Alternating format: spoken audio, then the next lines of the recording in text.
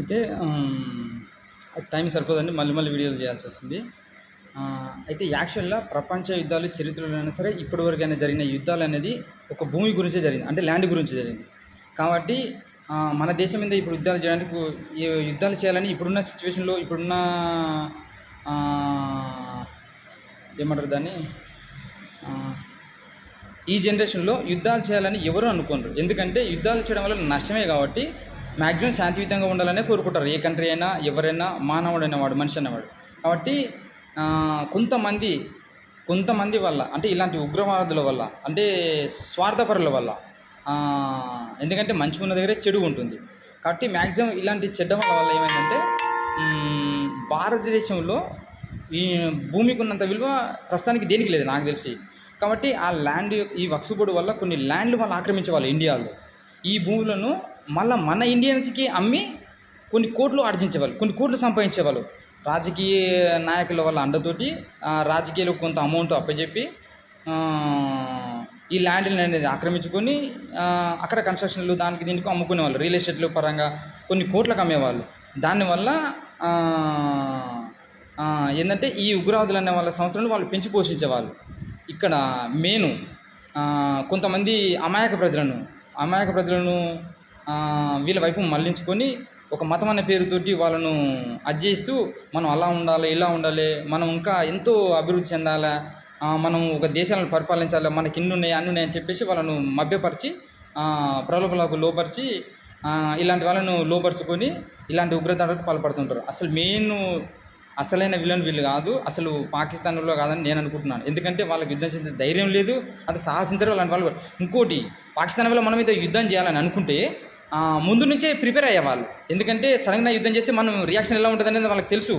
ఎందుకంటే పక్క దేశం మనం వేరే కంట్రీస్ ఎంతో దూరంలో లేము, దగ్గరే ఉన్నాం. కాబట్టి మనం యుద్ధం చేస్తే మనం ఎమ్మడి రియాక్షన్ ఉంటుంది.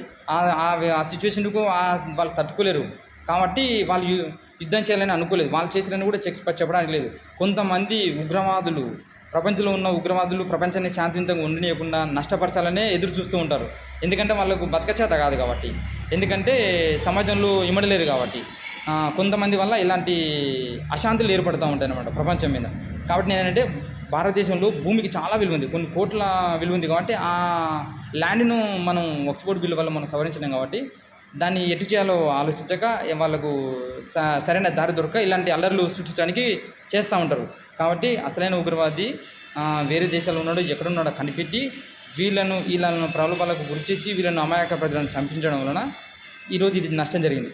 కానీ ఇలాంటి వాళ్ళకి ఎలాంటి శిక్ష ఉండాలంటే బహిరంగ ప్రజల్లో మరణశిక్షనే విధించాలి. అది మీరు ఎన్కౌంటర్ చేస్తారా, ఎలాగ శిక్షిస్తారో కానీ ప్రజల్లో, ఎందుకంటే ఇది మళ్ళీ ఇంకొకసారి రిపీట్ కాకుండా నెక్స్ట్ ప్రపంచంలో ఎక్కడ ఉన్నా సరే ఉగ్రవాదం అనేది అణిచివేయబడాలి. అసలు ఉగ్రవాదం అనేది పెంచి పోషించకూడదు.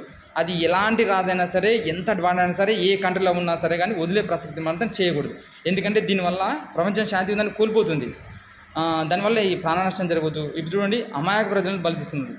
అదే ఒక యుద్ధం, అదే ఒక మంచి మెయిన్ దేశంలో ఉన్న రాజకీయ నాయకుల మీదనో, ఒక రాజులు పరిపాలించే విదేశాల మీదనో చేయరు. ఎందుకంటే అమాయక ప్రజలు దొరుకుతారు. అన్నిటికీ నష్టపోతే ఇప్పుడు మన కంట్రీ మీద యుద్ధం చేసినా, మనం పాకిస్తాన్ మీద యుద్ధం చేసినా భలే అయితే అమాయక ప్రజలే. ఈ దొంగ నా కొడుకులు బాగానే ఉంటారు.